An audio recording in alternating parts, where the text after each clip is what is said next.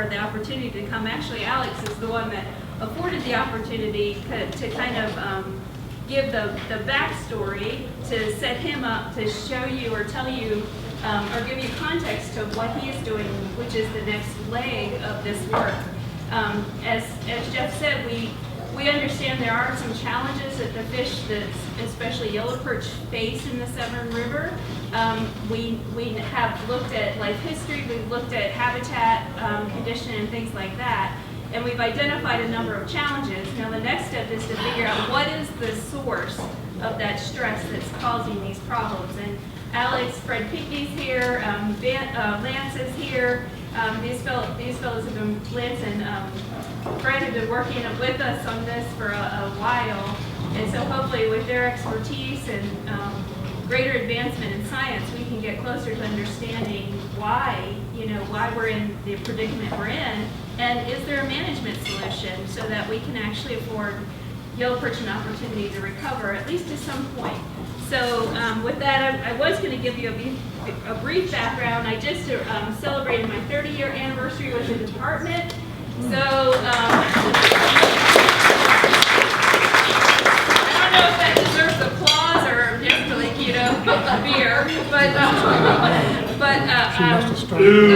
over my time with the department, I've had the opportunity to work looking at habitat effects on living resources. In the last half of my career, I've really been focusing on looking at fish population dynamics and responses to changes in land use. How is land use change affecting habitat, and how are the fish responding? And what does that mean in context of how we better manage fisheries so that the resources are available for today and following generations?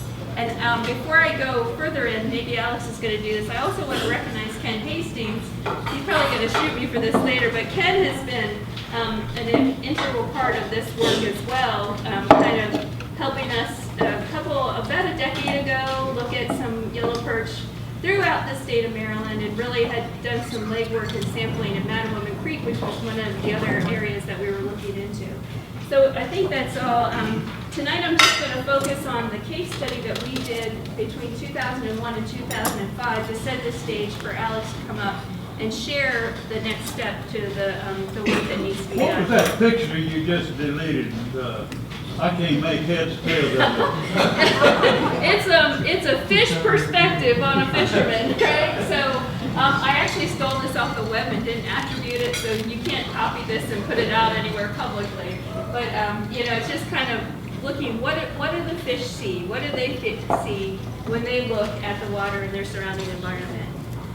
So as you all know and have heard, are well aware of, yellow perch are resident species, considered resident species in the Chesapeake Bay.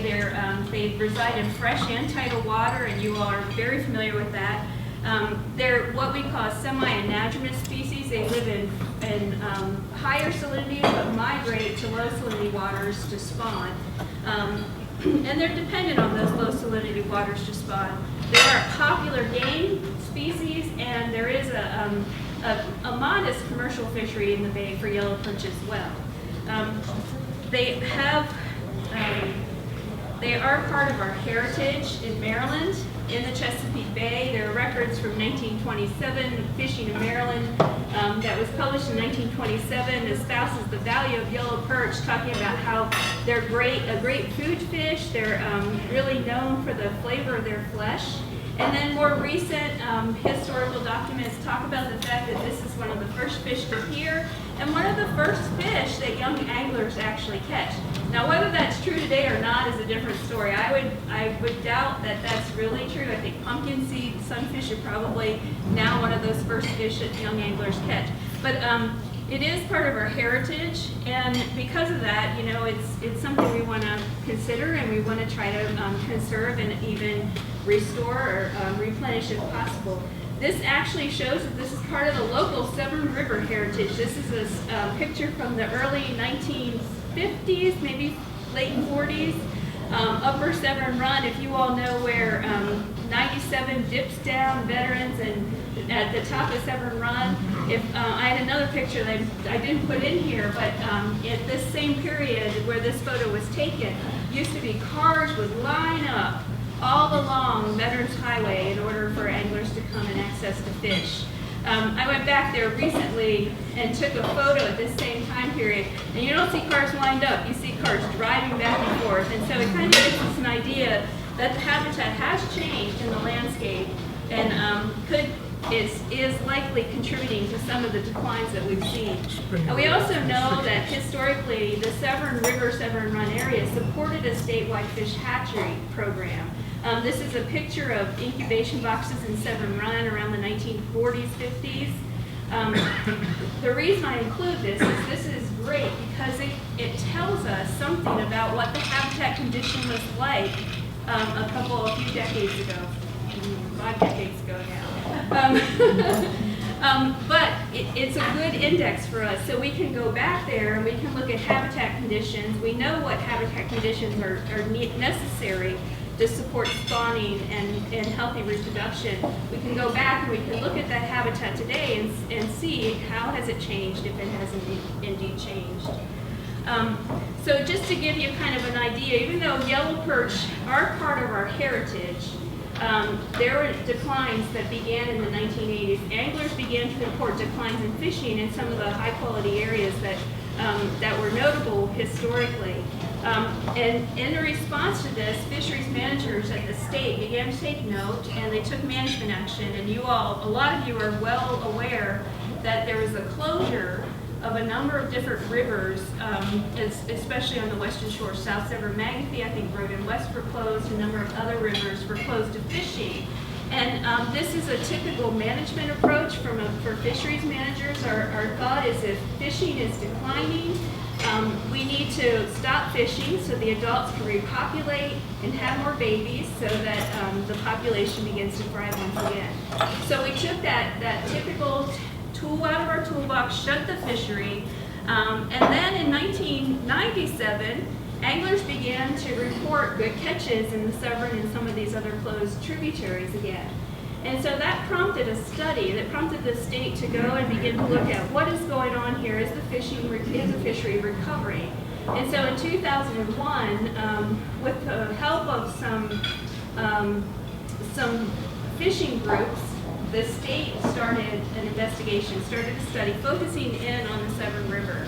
I think Ken might have been instrumental in getting that study initiated.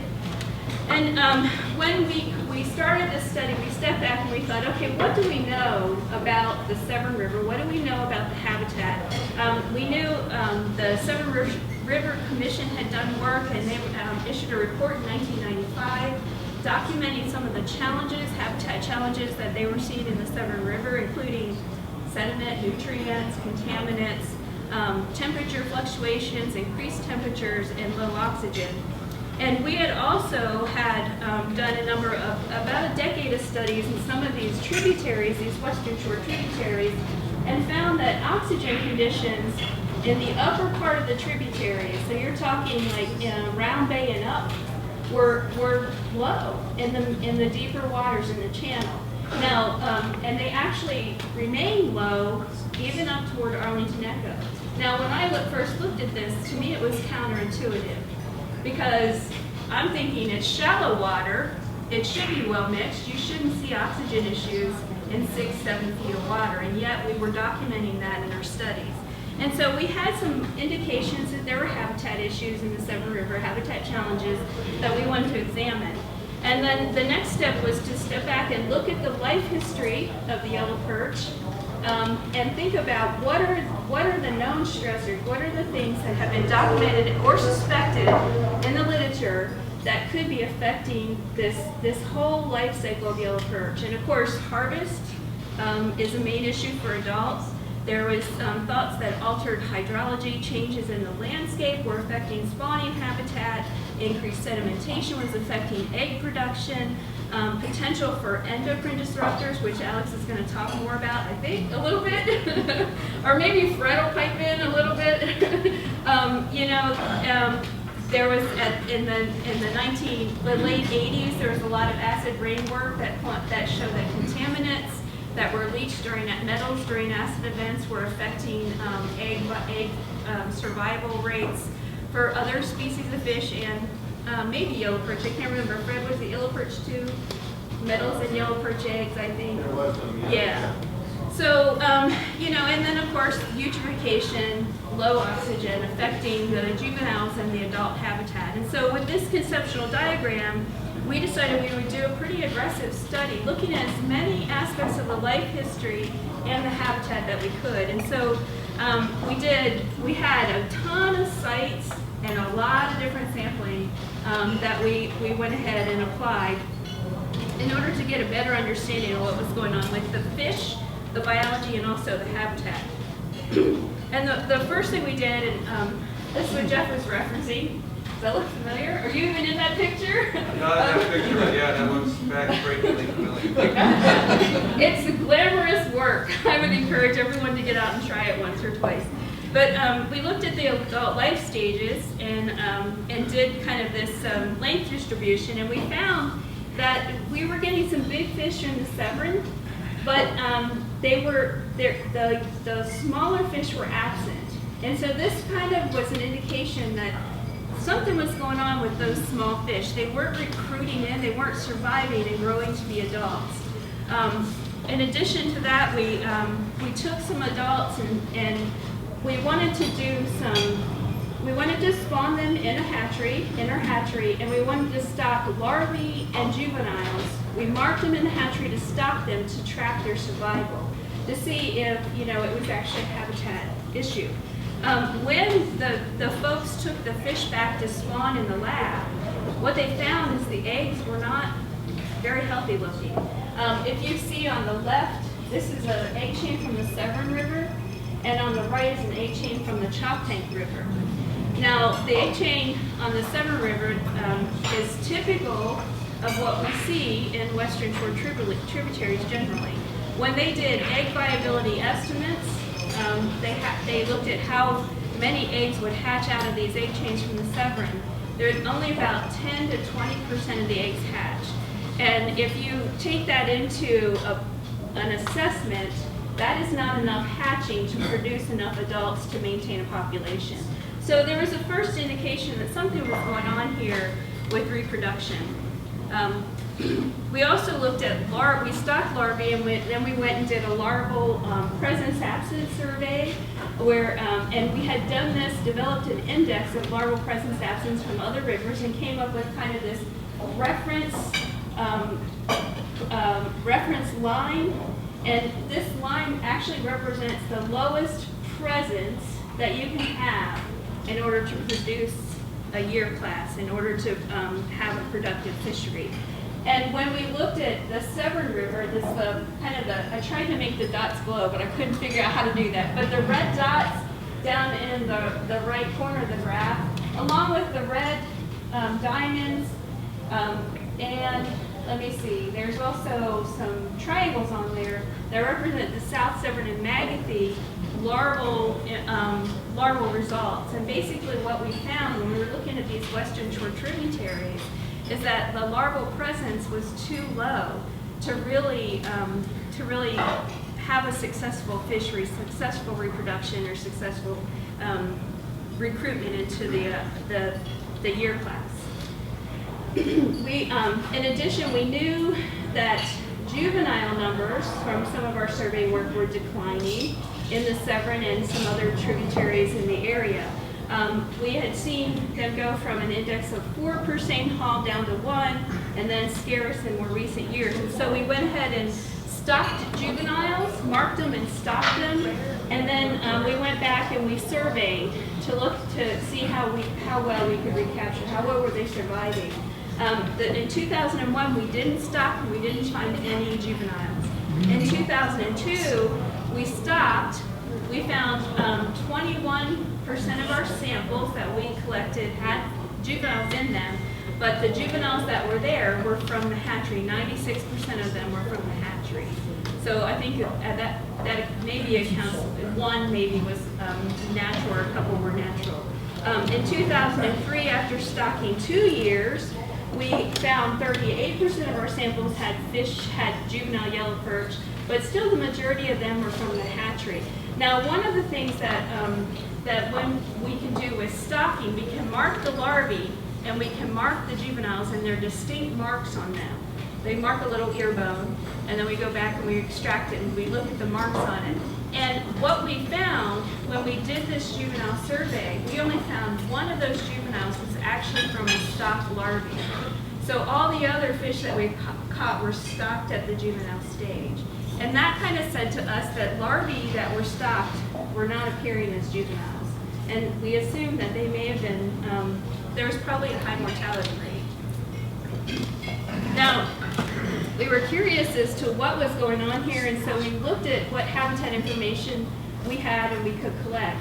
And we also had data from the BABE program that really gave us a good idea of what the criteria should be. What should the criteria be at each life stage for yellow perch? And we focused in on temperature, salinity, and dissolved oxygen because we had a good wealth of data on those parameters. And looked at it by life stage, and what we found when we looked at larval habitat conditions, we found that we had temperature violations 5 to 33% of the time, depending on the year. But what was really astounding to us is that when we looked at salinity, anywhere from 2/3 to all the time, salinity was higher than the 2 parts per thousand habitat criteria, which is suitable for yellow perch. I remember in the 2001 survey, when we took salinity measurements up at Indian Landing, it was 14 parts per thousand. It was the same as the salinity at the mouth of the Severn River. Yeah. Cool. And we know that salinities had to be much lower because there was hatchery just upriver from there. So there's been a big change in that respect, and I wish I could tell you why, but we don't really know. We have some assumptions about what could be going on, but we don't really know why. The other thing we looked at is dissolved oxygen in the summertime, bottom dissolved oxygen in the summertime. And we knew that there were problems in the channel from our historical survey, but what surprised me when I looked at the data is that we were seeing oxygen violations a high percentage of the time in some of these shallower areas. And so I wanted to see how extensive that was, and when I looked at it by depth, basically what I saw is that until you were in a meter or less of water, you had a high possibility or probability of seeing low oxygen low that's going to be stressful on yellow perch and other fish species. So when you think about the Severn River and the depth profiles of the Severn River, I was curious to see what does that mean? If 1 meter of water is the suitable or the best habitat, what does that look like geographically? And so we mapped it, and basically you're talking about your suitable habitat limited to your nearshore zones. Now this is not to say that fish aren't surviving, but what this means is that the habitat has changed a lot. And so they're either in crowding into these small areas, and there's a lot of different dynamics that could affect them in those small areas, or they're living in suboptimal habitat. And that in and of itself, a long-term exposure to low oxygen can have effects on them as well.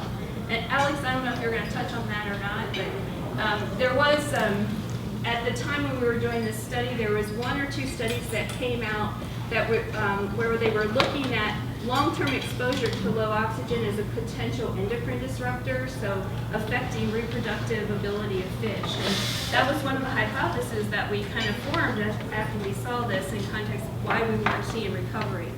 But when we step back and we look at what's been going on over time in the Severn, we track it based on how the watershed has changed.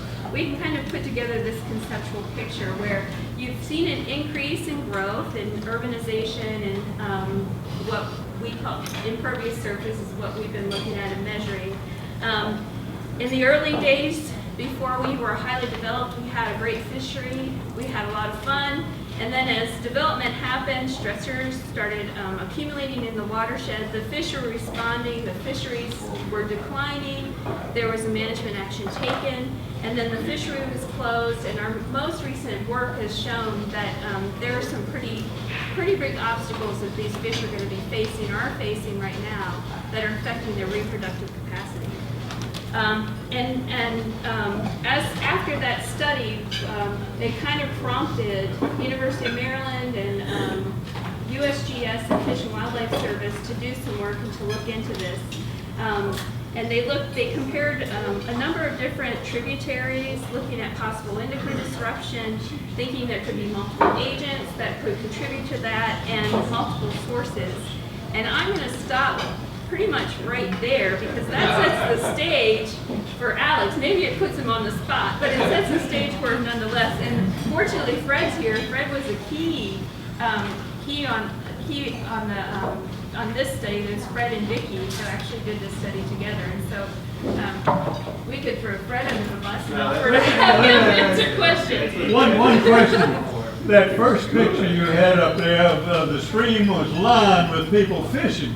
How could there be any fish in there? Well, when there's good reproduction and good management, you can have good fishing. And if anybody, I don't know if there's anybody here, but if you talk to folks that used to fish Severn Run back in the day, they'll talk about the fact that you could walk across the back of yellow perch. They were so abundant in the stream. Now, I've never seen anything like that, but in my mind, if they're that abundant, then you can fish a heck of a lot on them before you have problems. Yeah, and that's why we do a lot of management. We do track stocks so that we know how many fish people can take before we start seeing declines and problems. But in this case, we closed the fishery, so there was no harvest, and yet there still wasn't recovery. And so that's what said to us, it's not a harvest issue, it's not a fishing issue, it's a habitat or it's a biological issue, and that's what Alex is going to pick up and take off on lunch on. So, thank you, Margaret. So thank you everyone for coming. It was great to have Margaret speak before me. I was hoping that she'd be able to, and I think she gave a very good introduction and kind of background on the Severn River and the fish, the yellow perch specifically. So her talk was very easier to understand maybe to a degree, so I'll do my best to try to make this easily digestible. So from my perspective, I'm not looking at necessarily the eggs and their survival, hatching, and all those aspects, although I did do a small aspect towards that. What I am looking at is a lot more of what's happening within the adults and might be leading to the low hatch rate that is presumed to be occurring. So just to kind of give you guys an idea, so my title, very scientific heavy, but essentially it's spatio-temporal, meaning I'm looking at multiple different rivers, so multiple spaces over multiple times throughout the year. So I'm trying to look at their reproductive development throughout multiple different rivers from the eastern shore to the western shore at multiple times during their gonad development, to try to look at some of those issues that Margaret on that last slide kind of mentioned with these egg abnormalities that were noted in 2013, or in the 2013 paper. So that's just to kind of give you an idea. And to do that, I'm kind of going through using genetics, and I'm looking at hormones circulating in the blood, and I'm looking at the changes in the tissues, so within many of the different organs, for specifically to do with reproductive health, as well as to do with just the fish overall health. And I'm not doing this alone. So I'm with the University of Maryland in College Park, but I also work a lot with USGS. I work with US Fish and Wildlife, and I also work with Maryland DNR. So it has been a large concerted effort. And all these photos are actually from this spring in March on the Severn River. So up here you can see in the top left, that's a spawning female. When we collected her, the eggs were being released. All of these fish were collected in the Severn this year, so kind of fantastic to see that. So this was briefly mentioned in Margaret's as well, so I won't go over it too much, but as you can see, there's just been decrease in hatch rate in these two different over time, as well as a decrease in recreational catch, closing of the recreational, reduction in the commercial fishing, and all the way up to 2007, 2009, where they were finding all these egg abnormalities that might be indicative of the eggs not being able to hatch or other issues. The only thing was that, going on to this next slide, that these egg abnormalities, just because you see these egg abnormalities, we don't know that that the spawning, that the eggs would not hatch. And although I'm not specifically looking at that, I'm trying to look at what might lead to these egg abnormalities that were noted. So in that study, it was between 2007 and 2009, and they only sampled during about March, right when the fish were about to spawn. So that only gave us that time point. So we didn't know what was happening within the adults all the way up through while they were building up their gonad, making all the eggs, putting in all the proteins and all of the lipids that they need for a healthy egg to survive. So because of that, those shortcomings, I saw a place where maybe we could find out a little bit more of what is happening within the actual adult fish, and that might help figure out a little bit more of this puzzle.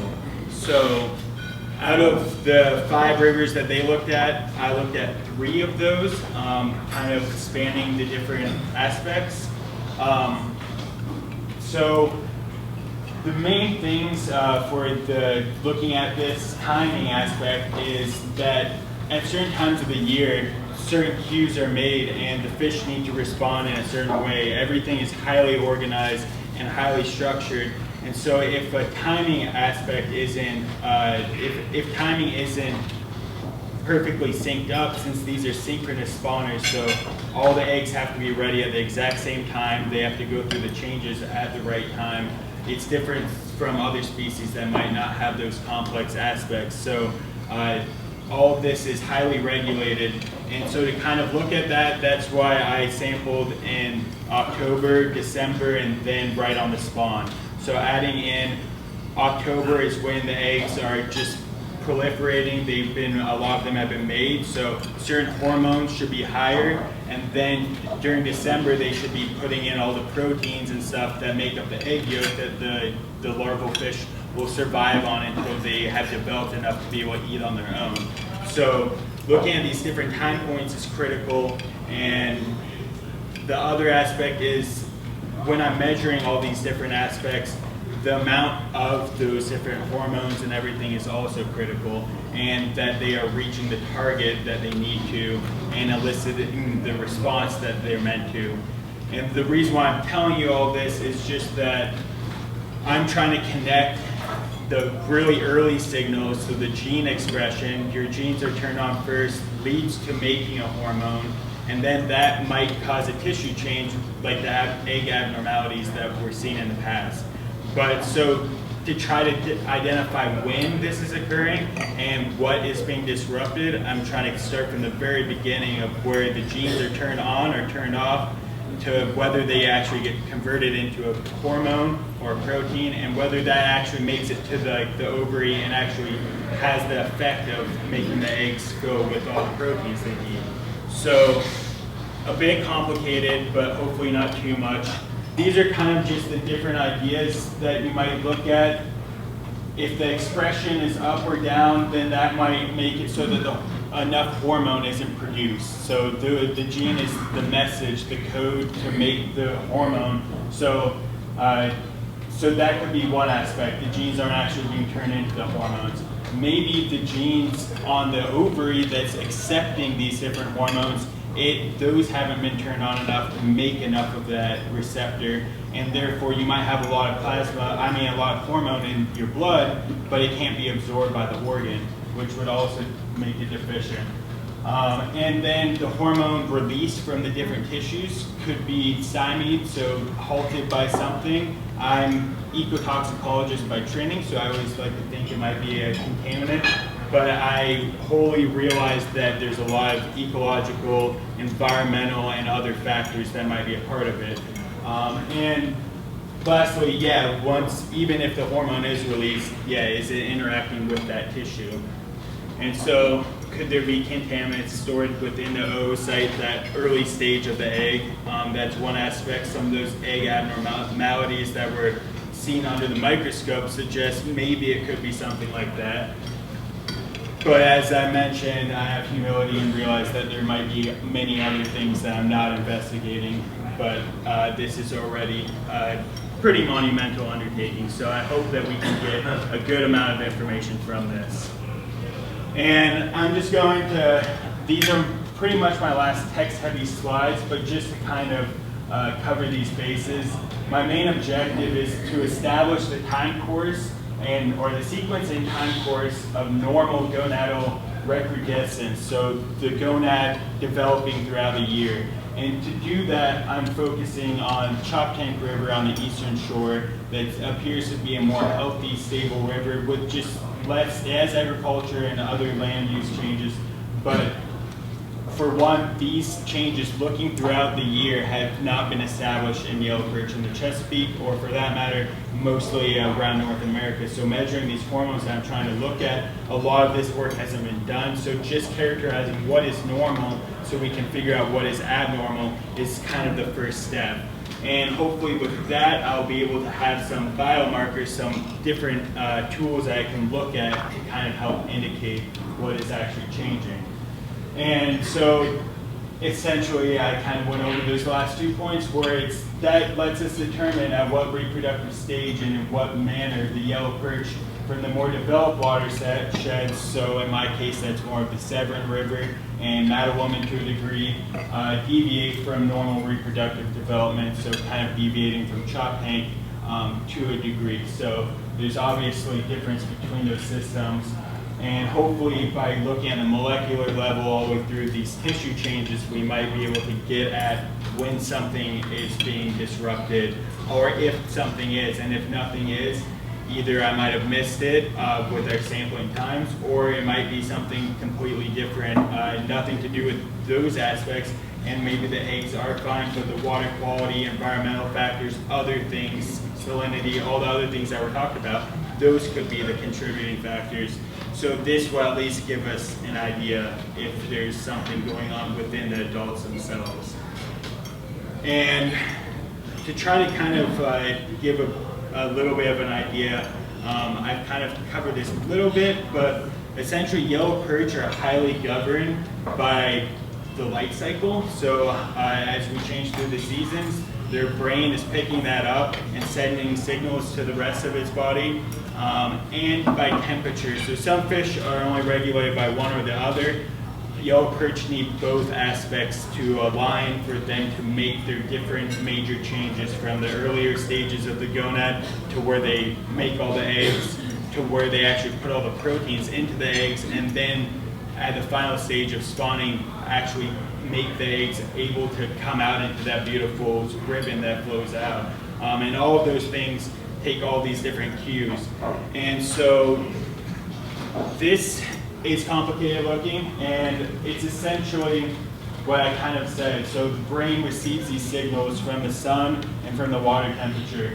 And then it tells, if it's like in the early fall, it tells the pituitary gland within the brain, which is one of the tissues that I'm looking at, to secrete a hormone like FSH, follicle stimulating hormone. It causes the eggs to proliferate, and so you get the full gonad. And then there's feedback, then that goes to the ovaries, causing that, and then there's feedback from the ovaries. The ovaries will produce estrogen and other compounds that will go back to the pituitary and to the brain and say, that's enough, I don't need any more, or whatnot. So I'm trying to look at those different aspects between those signaling pathways at these different time points.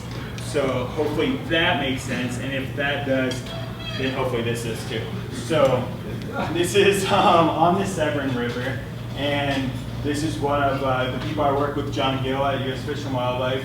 And so this is kind of to try to give you the other side. So we have that signaling pathway, but there's also the other layer of you have genes that are turned on and off, those transcripts which might become a protein or not. So I look at the gene expression in the pituitary, so secreting those hormones, the liver, which produces all of the proteins that make up the egg yolk, and then the gonad, where they are all being stored and all of that. So I look at the genes, then I look at the hormones circulating in the plasma, in the blood, as well as that protein that goes into the egg yolk, because that's very important for the larval survival.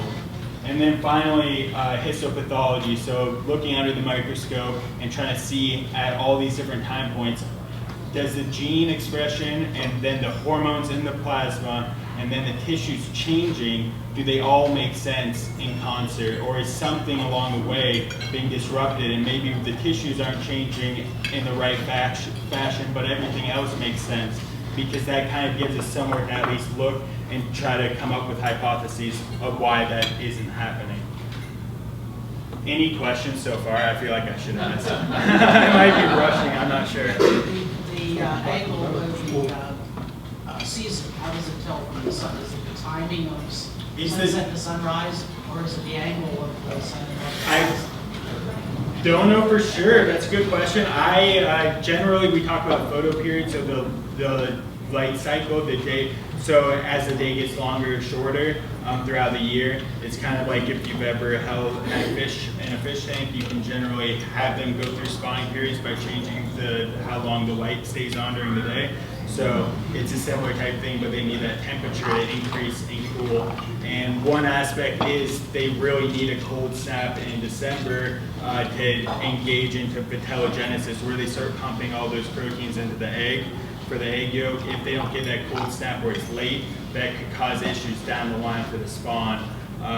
And as you've noticed, the past few years it has been a little bit warmer in December, and so that we'll see how that actually turns out when I get all of my results in. Any other questions? Yeah. So if I understood you correctly, you said you're taking fish from the chop tank and trying to lay out a baseline so you can compare leatherfish and their development. Yeah. Do you know, have like a rough idea when that baseline will be ready to use? Or I would say this is a preview, and it'll probably be next year that I'll be giving more results, because there's a lot of things that need to happen. So this is kind of a preview of what I'm working on, what I've been doing the last few years, but I still have all the lab stuff to be able to tell you those aspects. But that will definitely be out there. Any other questions? Yeah. All this goes on and they're not hibernating in December? What's that? No, they're moving. They are very difficult to get, which I'll get you on the next slides. But no, they for the most part they're still moving. It depends on how cold it is. They definitely slow down as the temperature cools.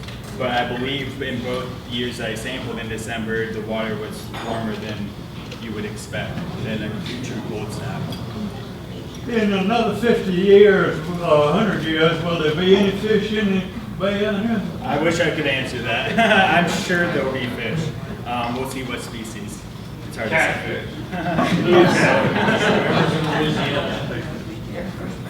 So I'm just going to skip over that because I kind of went over that. So I realize maybe some of these slides should have came earlier, but that kind of gives you an idea if you're not familiar with the Chesapeake Bay, the Chop Tank Rivers over here on the eastern shore, primarily agricultural land use around it, so it has impacts from that, but as Margaret talked about, there's been a lot of correlations between impervious surfaces, so more paved roads, more rooftops, more all of that stuff that causes water to flash into the system, maybe bringing contaminants and other things.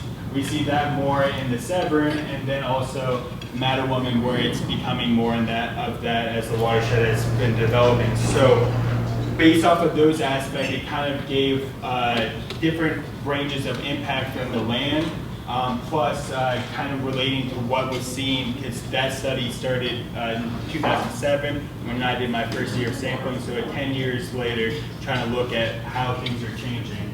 So I have these 3 sampling times over 2 years and over 3 different rivers, and it has been quite the experience. if you aren't familiar, most people don't go fishing for yellow perch except for during the spring spawn. And there's a reason for that I found. It is quite difficult to actually catch them. And we put in a lot of effort, and you can see that top middle photo, that's trawling. So with U.S. Fish and Wildlife, this was on the Choptank River. We would go and take 5-minute trawls, and within 5 minutes, going pretty slow, we happened upon an entire school of white perch. Not a single yellow perch in that, and I think in that entire day we caught about 2. Depending on the timing, if you're there too early, they are just dispersed. They're all over. They don't congregate together. So you have to put in a lot more effort to do this. So to catch the fish in all 3 of my systems, I had to do a combination of setting bite nets, trawling, and electrofishing. The Severn generally was too high of salinity for us to electrofish, which we would go with U.S. Fish and Wildlife, and that, if you're not familiar, causes temporary paralysis in the fish, so they float to the surface, and you can snatch them up real quick. None of them die. It's just a temporary thing. If you don't catch them very quickly, they will get away from you. So that's one sampling method, but that requires you to actually like roll over them, and they have to be under you and not too deep for you to shock them. So we also would set fight nets overnight, and then also trawl. Yeah. About how many seconds in that shocking where they're, When you, like before they revive and swim off, how many seconds do you have to grab them? pretty quick. I would say seconds, yeah. And often, it's like if you didn't catch it right away. So it's not considered torture. No. I don't.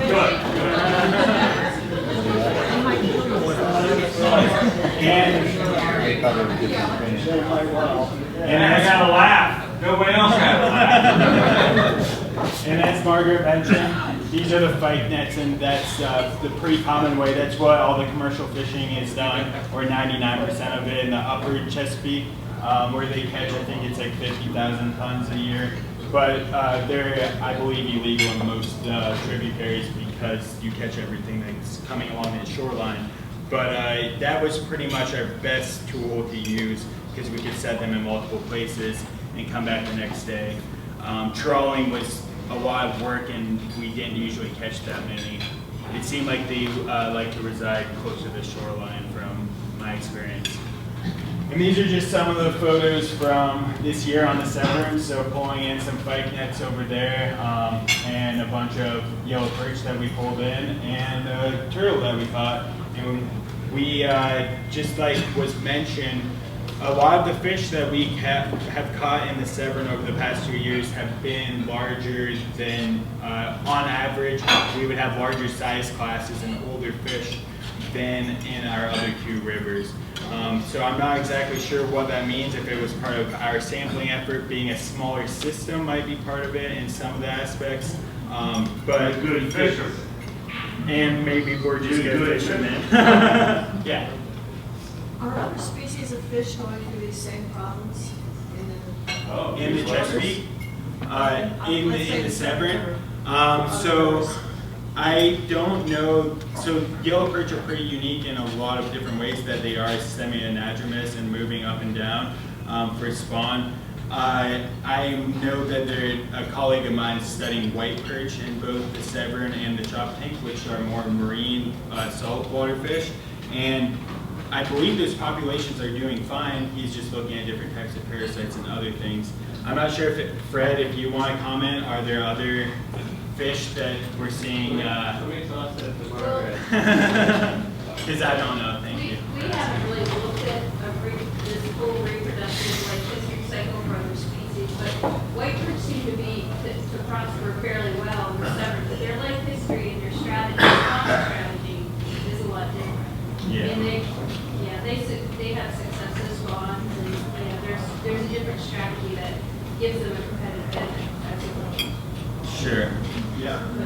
So if we assume that the yellow perch in the Severn River haven't been successfully spawning for at least the past several decades, let's say, but yet we're continuing to find yellow perch, adult yellow perch in the Severn River who are spawning, does that mean the yellow perch that come in from other systems then sort of adopt the Severn River? They don't go back to the place where they're built to spawn. They'll adopt the Severn River and spawn there. So Margaret kind of touched on this, and that's one of the hypotheses, is that during major rains, maybe they're flushed in because they can tolerate up to, I think, around 14 parts per thousand salinity, which is like estuary, but they don't want to transverse the Chesapeake Bay. So that's been one thing that's been put forward. For the most part, I had mostly read that they like to stay in their natal tributary and spawn within that, and so they were more confined. So we'll see if these adults, if we see the same things that were happening 10 years ago, because if we are, then it's more likely that they're staying in that one, unless these abnormalities are more widespread than thought. Yeah, Fred. Yeah, one other thing that people should think about is, as climate changes, yellow perch are really, as everyone knows, in a really narrow window. And they get that spike when it goes up 50 degrees, and the whole spawn happens in 4, 5, 6 days. And if you have erratic climate where, we used to count on it being pretty cold until late February, and then it would nicely come up and these guys would do their thing. You want to talk about what happened this spring in the Manitowoc and how hard it was? Well, yeah, it's the spawn was delayed multiple weeks compared to last year when we sampled. The water temperature didn't climb up until well into March, and with that, we did with Ken Hastings there in the back, and with Lynn and others. I looked at Mattawoman and collected egg chains, and I went through Severn parts of it. And the thing is even where we did so. In Mattawoman especially, it's tidal. We saw a lot of egg strands just sitting on the rocks on the side because they come up as the tide's coming in, spawn, and then they sit on the rocks, so those weren't going to make it. And then the ones that were even spawned in the channel, I collected eggs for a small pilot hatching study that I'll show on my last slide, and I collected those very quickly on one day because I saw a storm was coming, and I can only imagine that a lot of those egg masses were taken downstream because they're attached to sticks and to roots and other things, but it's like they have only so much adhesion to them. It's like, and when it storms here, it really storms. So you can lose an entire year class because of weather events that might not have occurred as extreme before. Is that? Yeah, that's what I was getting at. Yeah. They're in a narrow window. Yeah, so it's just very, precarious. That last slide you had up there, the right-hand button had a flat kind of boat and called it electrofishing. What in the world is that? So that's where it has anodes, so it electrifies the water around it. And does what? Kills the fish? Or? No, it temporarily, it just stuns them. And then what? Then you scoop them up? Yeah. So it's non-lethal, and you don't have to catch everything that's there. You only grab the few. Yeah, it's cheating. And for you, it's illegal. Only the government can do that. For you, it's illegal. Illegal for it. Illegal for it. Yeah. And you're paying for it. Is the yellow perch the only fish that doesn't really go between the rivers because of the bay? I would say it was the only fish. There's freshwater fish in these rivers that wouldn't move through the bay at all, like bass and everything. They will be much more confined than yellow perch are. So I was thinking, does that mean it's almost like a study of the river?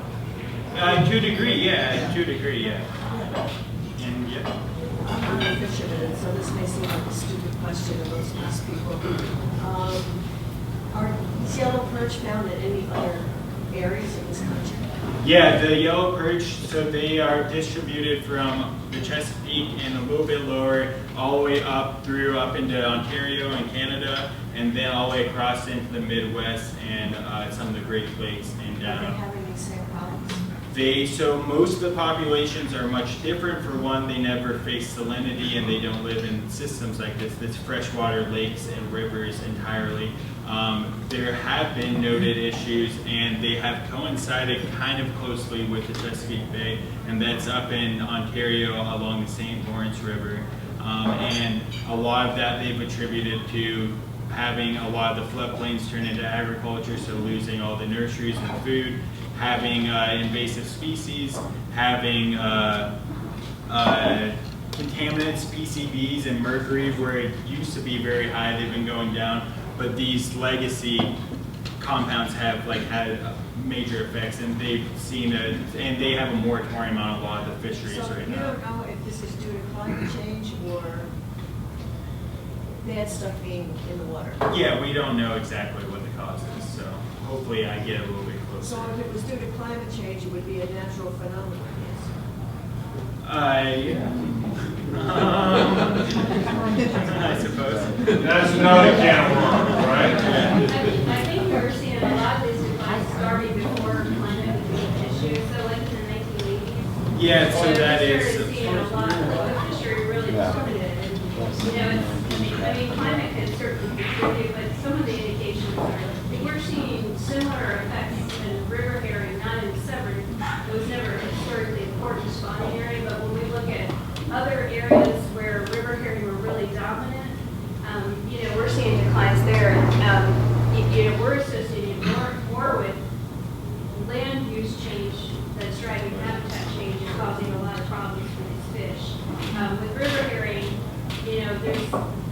we could give a whole nother talk on that, but there's indications that conductivity in streams is increasing from road runoff and urban weathering, and that's a sign that the habitat's changing. It may not be driving declines, but we're certainly seeing declines associated with increased stream conductivities, and that, so it's really hard to say what it is, but, a lot of the information, a lot of the data suggests it could be endocrine disruption. That's why we're so interested in having these guys do this work and really tease this out, because if we can identify what the stressor is, then it offers an option, or maybe a viable management approach that we could take to reduce the stress and have some kind of recovery.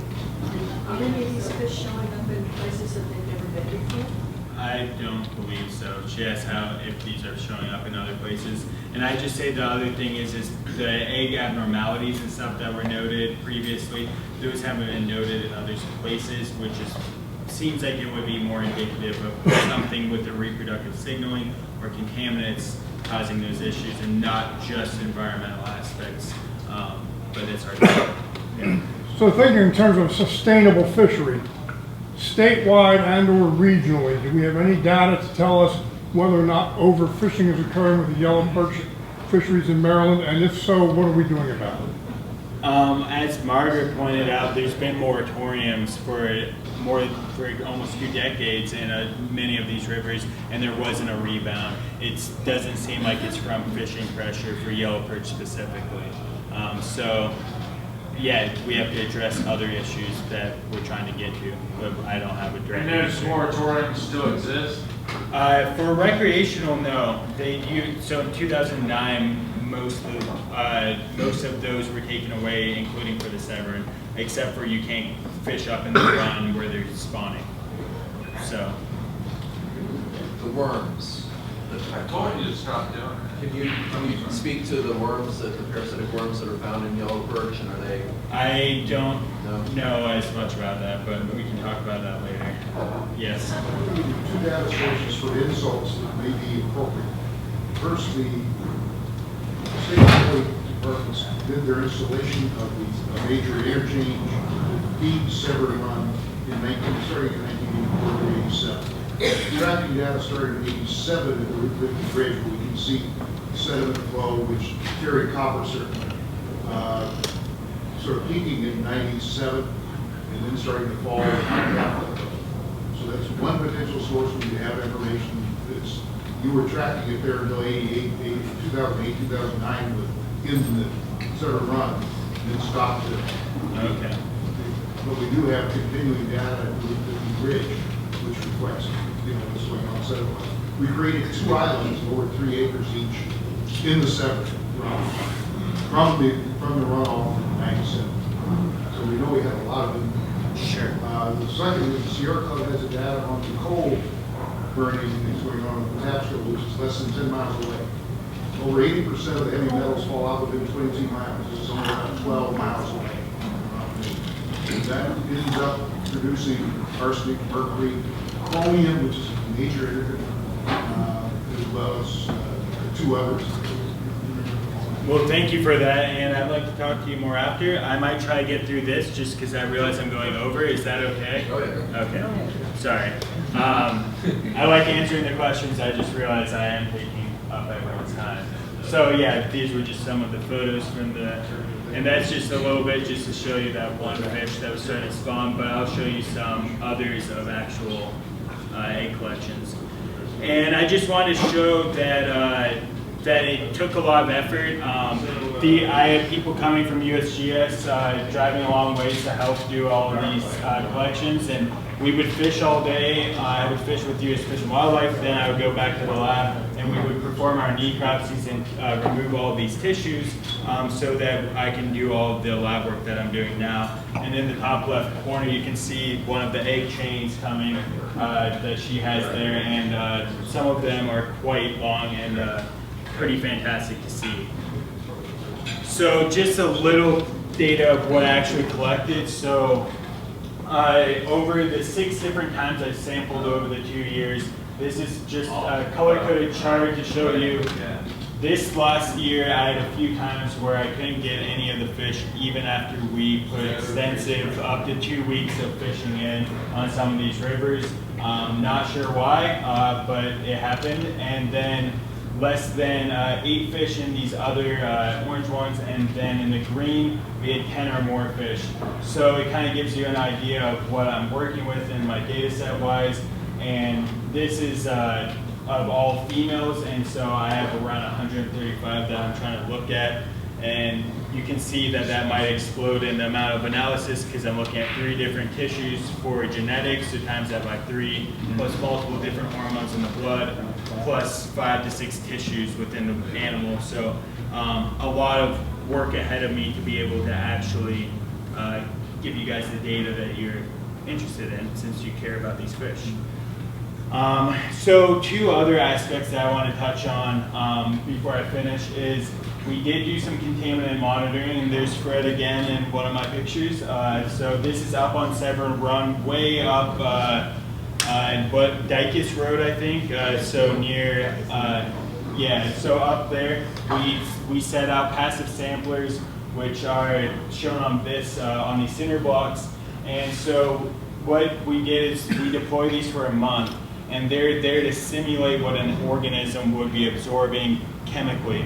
So some of them are meant to absorb stuff that would store in your fat and other things like PCBs and other compounds, and then the other type are meant to look at stuff like more like pesticides and pharmaceuticals and other things that don't store in fat and store in the water. So just to give you an idea of what they look like, it's kind of hard to see, but these were when I was coming back to retrieve them. So they sat out there over a month, so we get a kind of an average of what during the spawning season what the fish would have been exposed to. Clearly this doesn't tell us what they were exposed to back in December or October and the year before, and many of these fish are multiple years old to be spawning age. So it's only a snapshot, but some of this data was collected back in 2012. And so hopefully we can do a bit of a historic comparison to see the differences in some of these compounds, and maybe it'll kind of give us an idea if there's much of a contaminant concern to be aware of. They're not perfect, they're not the same as an animal, they're not feeding and everything, they're passive, water's flowing against them, but it'll give us an idea of what's in the water. And lastly, we did a bit of a pilot hatching study, and so this is out on the Severn, and this is where we collected most of our eggs. There were some fallen trees, which were on the opposite side of the park and trail aspect, and so we collected 3 egg chains from all 3 of my rivers, and we incubated them at the hatchery in Cedarville, and we did make sure that we didn't collect eggs that looked white and were already had issues or maybe weren't fertilized or whatnot. So we were biased in that way. We tried to only get ones that looked healthy. But out of those 3, each one went into the same trough. And so we couldn't tell you if all 3 egg chains spawned perfectly, but I can say with confidence that in clean water, we did have a lot of larval hatching from all 3 rivers, which is promising. And so we'll see what everything else looks like and look under the microscope and see about those aspects. But it was nice to see that there was hatching. Who knows in the actual Severn in the water, or in Mattawoman in the actual water, and dealing with the environment and everything else, how those fared.